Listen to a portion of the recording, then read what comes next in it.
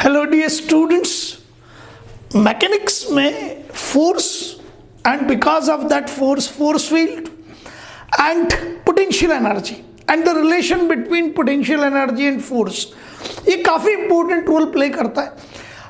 Because इस तरह के क्वेश्चंस जब भी आते हैं, एक तो इनमें बेसिक मैथमेटिक्स में इन्वॉल्वमेंट होता है कि आपको डिफरेंशिएशन का अच्छा नॉलेज हो, और दूसरा आपको ये भी ज़रूरी होना चाहिए that you will be able to handle the pressure. आपको ये पता हो कि मुझे कौन सा फॉर्मूला कहाँ लगाना है, ठीक है ना। कई बार मैंने ये देखा है कि स्टूडेंट को फॉर्मूला पता होता है लेकिन ये पता नहीं होता कि कौन सा फॉर्मूला कहाँ लगाना है। तो एनटी अभ्यास ऐप से एक शानदार क्वेश्चन है, मैं आपके लिए ले रहा हूँ उसको। इस क्वेश्चन में बहुत ऐसी जगह है जहाँ गलती हो सकती है, हम घबरा सकते हैं, तो आपको गलती नहीं करनी है किसी भी हाल में, क्योंकि इसके ऑप्शन अच्छे हैं। नो बहुत अच्छे तो नहीं है लेकिन ऑप्शन अच्छे हैं, गलती कर सकते हैं आप यहाँ पे, ठीक है।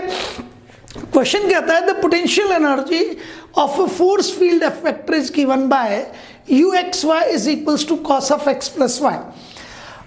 Potential energy of a force field F vector is given by uxy is equals to cos of x plus y. The force acting on the particle at the position 0 pi by 4 is the force acting onto the particle at the position 0 pi by 4 is, और फिर आपको options दे रखे। अब problem सबसे बड़ी यह है कि एक तो यहाँ वेक्टर दिखता है, और दूसरी चीज इस जगह पर आपको एक ट्रिग्नोमेट्रिक फंक्शन नजर आता है, ठीक है। तो जितने भी स्टूडेंट्स हैं जो मेडिकल एस्पायरेंट्स हैं, नीट यूजी 2021 के लिए प्रिपेयर कर रहे हैं, उनको लगता है यार पता नहीं क्या होने वाला है, ठीक है ना, और वो जबरदस्ती इस तरह के क्वेश्चंस को लीव आउट करते हैं। लंबा एक्सपीरियंस है मेरा, ये वो क्वेश्चंस हैं, अरे यार प्रॉब्लम क्या है, 550 मार्क्स ले आओगे, 575 ले आओगे, फिर अटक जाते हो। पता लगा कि जब आप 570 लेके आए थे तब आपके पास में सिलेक्शन 580 पे हुआ था, जब आप पता लगा 600 पे पहुंच गए तो सिलेक्शन 615 पे हुआ, गवर्नमेंट कॉलेज 615 पे मिला। तो पिछली बार 5 नंबर से छूट गया था या 10 नंबर से छूट गया था, इस बार 15 नंबर से छूट गया, हालांकि आप नंबर 600 लेके आए, यू स्कोर्ड 600। एग्रीड, समझ रहे आप मेरी बात को। तो ये ध्यान रखिए ऑल डियर स्टूडेंट्स कि आपको वो क्वेश्चंस करने होंगे जो आपको भीड़ से बाहर निकाल कर लेके आए। लंबी भीड़ है, मैं आपको बता सकता हूं 590 से लेके 600 के बीच में हजारों कैंडिडेट्स हैं, हजारों। Is that clear in your mind? तो आपको ये ध्यान रखना पड़ेगा कि हम कुछ क्वेश्चंस जिनका लेवल एक नॉर्मल लेवल से अच्छे लेवल के भी ऊपर है, we should be able to do it, that we are capable to go ahead of others. अरे ये कंपटीशन है, यहाँ तो दूसरे से आगे ही निकलना है, यही खेल है। तो ये क्वेश्चन आपको करना है, छोड़ना नहीं है, क्योंकि छोड़ोगे तो गवर्नमेंट एमबीबीएस कॉलेज नहीं मिलेगा। हाँ, जितने भी जेई की प्रिपरेशन करने वाले स्टूडेंट्स हैं वो डेफिनेटली इसको अटेम्प्ट करते हैं, लेकिन कई बार जल्दबाजी में गलती करते हैं। तो ये एक रेगुलर कैटेगरी का क्वेश्चन है, एंड आई होप कि आप इस तरह का क्वेश्चन नीट 2021 और जेई 2021 में डेफिनेटली फेस करने वाले हैं। तो बिल्कुल तैयार हो जाइए, ठीक है ना।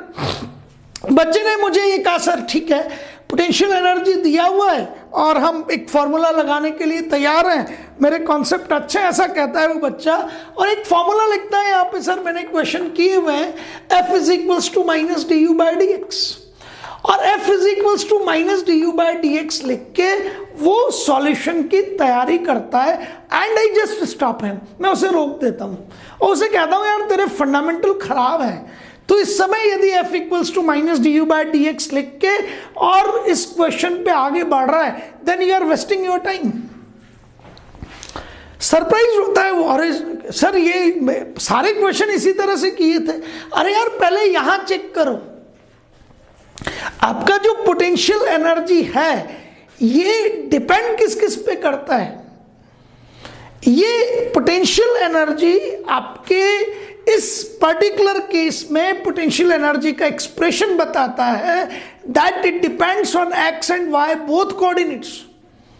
It is not only the function of x, ये सिर्फ सिंगल कोऑर्डिनेट का फंक्शन नहीं है, it is not only the function of x और not only the function of y और z, it is the function of x and y both.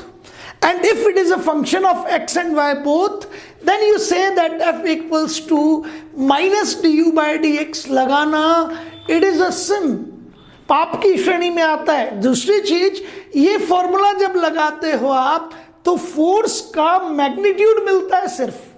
अरे यहां आप देखो तो फोर्स के चारों जो एक्सप्रेशन है ऑप्शंस के फॉर्म में, वो वेक्टर फॉर्म में, आई केप और जे केप की फॉर्म में। यहां आपने यदि ये फॉर्मूला लगाया, इसका मतलब आपका answer i cap j cap के फॉर्म में थोड़ी आना है, समझ रहे हैं? तो मैंने आपको मोस्ट ऑफ द स्टूडेंट्स की मेंटालिटी बताई कि वो क्वेश्चन की डेप्थ को समझ नहीं पाते, और उसके पीछे सिर्फ एक कारण है कि वो सब्जेक्ट को रटते हैं, समझना नहीं चाहते।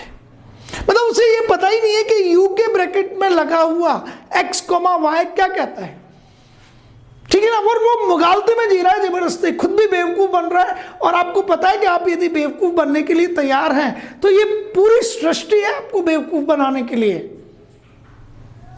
बस बेवकूफ खेलते रहेंगे आप, मूर्ख खेलते रहेंगे। ये यू ब्रैकेट में x, y एंड आपके ये 4 ऑप्शंस भी तो आपको गाइड कर रहे हैं, और यदि आप इनसे गाइड नहीं हो पा रहे हैं तो हम फिर ट्रथफुल प्रिपरेशन थोड़ी कर रहे हैं, सुपरफिशियल प्रिपरेशन कर रहे हैं। तब जाके उस बच्चे को फील आता है कि यार कंसेप्ट कैसे समझे जाते हैं, ठीक है ना।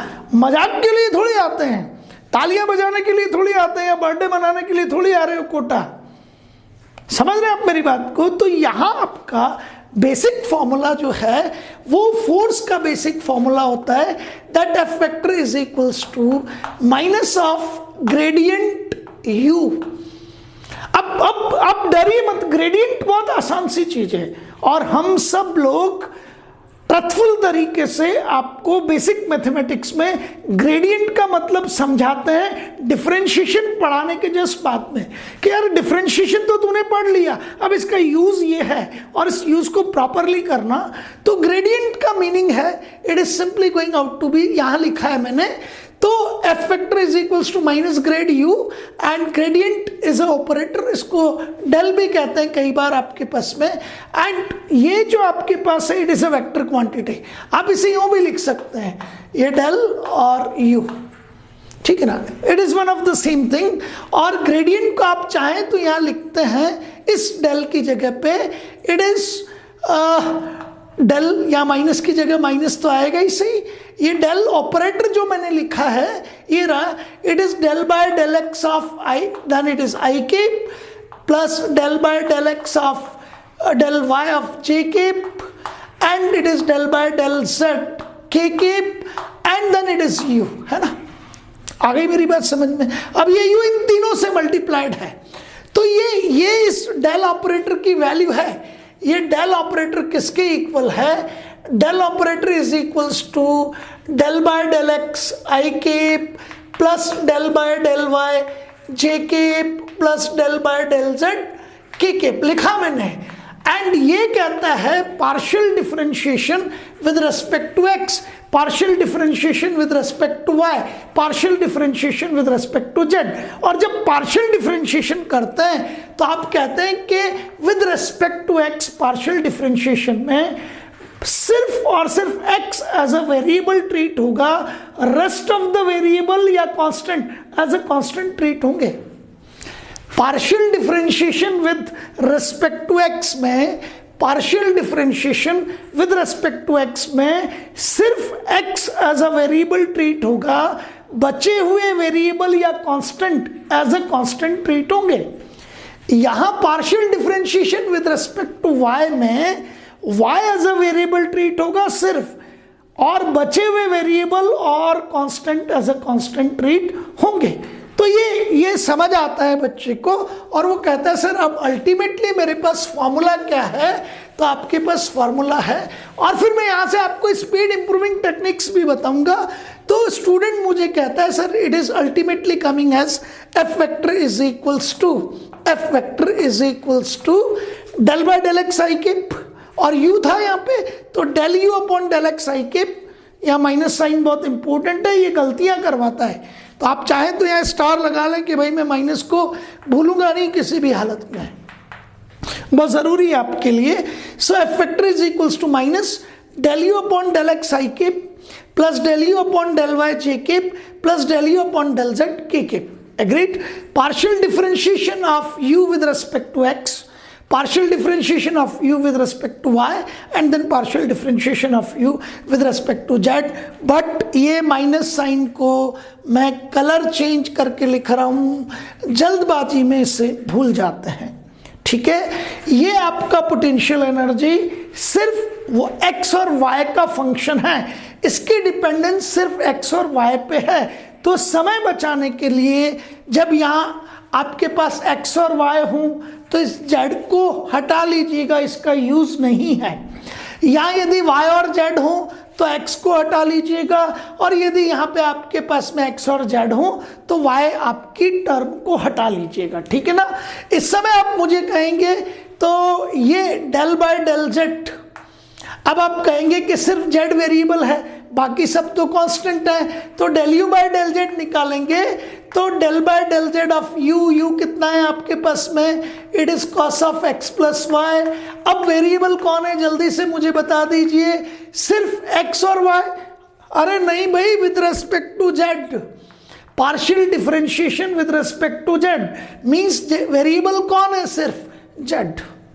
Partial differentiation of u with respect to z means सिर्फ z वेरिएबल है, बाकी बचे हुए वेरिएबल हो चाहे कांस्टेंट हो वो सब के सब कांस्टेंट हैं। तो आपका x भी एज ए कांस्टेंट ट्रीट होगा, y भी एज ए कांस्टेंट ट्रीट होगा, तो x and y both are treated as constant, so cos of x plus y is a constant, और किसी कांस्टेंट का डिफरेंशिएशन कितना आ जाएगा, 0। ठीक है, तो आपकी ये जो टर्म है that is del u by del z, ये कितनी हो जाएगी, ये 0 हो जाएगी, और मैं कहूँगा कि k कैप नहीं आना चाहिए, और किसी भी ऑप्शन में k कैप नहीं है। वी आर वेरी इंटेलिजेंट भाई। यदि यहाँ कुछ ऑप्शन ऐसे होते जिनमें k कैप होता, कई बार तो जब बहुत ही बेकार सा क्वेश्चन बनता है, पता लगा 4 में से 3 ऑप्शन में k कैप है, तो पेन चलाने की जरूरत ही नहीं है। क्यों? क्योंकि ये वाली टर्म कितनी है आपकी, 0 है, तो ये तो आ ही नहीं सकता था। तो जिन भी ऑप्शन में k कैप है उन्हें छोड़ दो और बचे हुए आपके ऑप्शन पे टिक लगा दो। लेकिन यहाँ तो हर जगह आई कैप जे कैप है। ओके, ये वाली वैल्यू 0 आ गई।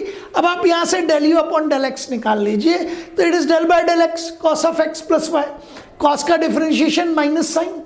अच्छा, एक्स का differentiation with respect to x 1, और y इस समय क्या है, कांस्टेंट। क्यों? क्योंकि partial differentiation with respect to x है। y क्या है, कांस्टेंट। क्यों? क्योंकि partial differentiation with respect to x है, सो सिर्फ वेरिएबल x है, तो y कांस्टेंट हुआ, उसका डिफरेंशिएशन 0, cos का माइनस साइन, x का डिफरेंशिएशन 1, y का डिफरेंशिएशन 0, तो del u upon del x की वैल्यू आ गई आपकी minus sign of x plus y. चलिए, ये टर्म आ गई, इस टर्म को निकाल दीजिए, del u upon del y, ये रहा del u upon del y, u है कौन, cos x plus y, cos का डिफरेंशिएशन माइनस साइन। अब with respect to y partially differentiate कर रहे हो, with respect to y partially differentiate कर रहे हो, तो सिर्फ वाई वेरिएबल, बाकी तो सब कांस्टेंट। तो आपका एक्स कांस्टेंट है, उसका डिफरेंशिएशन 0, वाई वेरिएबल है, उसका डिफरेंशिएशन 1, ये हो गया आपका minus sign of x plus y. तो del u upon del x कितना आया, minus sign of x plus y into i cap. Del u upon del y कितना आया, minus sign of x plus y into, फिर ये हो गया जे cap. ये टर्म 0 थी, आप माइनस कॉमन लेंगे तो प्लस हो जाएगा। एक्स कितना, 0, यहाँ एक्स को 0 रख दीजिए। वाई कितना, पाई बाय 4, तो 0 plus pi by 4, pi by 4 means ये हो गया साइन 45, और ये भी हो गया sign 45। 0 plus pi by 4, 0 plus pi by 4 means what, 45, sin 45 is 1 by root 2, minus minus plus, तो 1 by root 2 i cap और 1 by root 2 j cap, 1 by root 2 common, i cap plus j cap. So 1 by root 2 i cap plus j cap, this should be the answer. Agreed? समझ आ गई बात।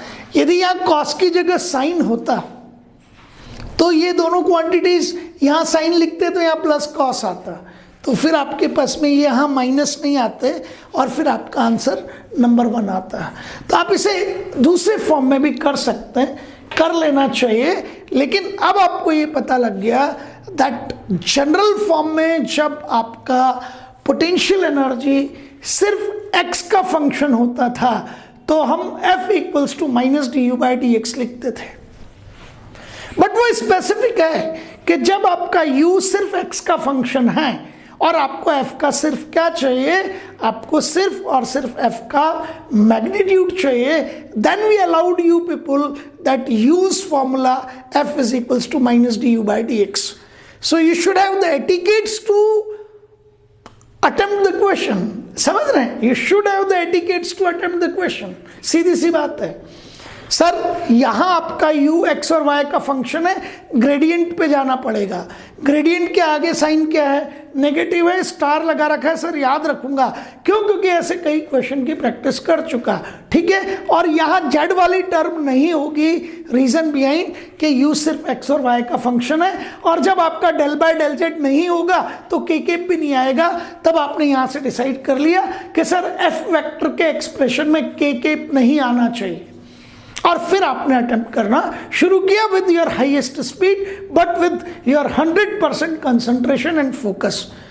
कमाल हो जाएगा, ये काम कर लीजिए आप। मैं गारंटी से कह सकता हूँ कि बस जहाँ आप खड़े होंगे लाइन वहीं से शुरू हो जाएगी। बट पढ़ना पड़ेगा इस स्ट्रैटेजी से, आपको फोकस करना पड़ेगा, और क्वेश्चन से पहले उसका कंप्लीट स्ट्रैटेजी होगा कि इस कैटेगरी के क्वेश्चंस को कैसे अटेम्प्ट किया जाता है, क्या गलतियाँ होती हैं। कोचिंग में बहुत इंपॉर्टेंट पार्ट है कि हम आपका थॉट प्रोसेस जो है उसको इग्नाइट करते हैं, हम बताते हैं कि क्या नहीं हो सकता, कहाँ गलतियाँ होती हैं। तो बस सीखते चलिए और आगे बढ़ते चलिए, सफलता निश्चित है। शुक्रिया, थैंक यू।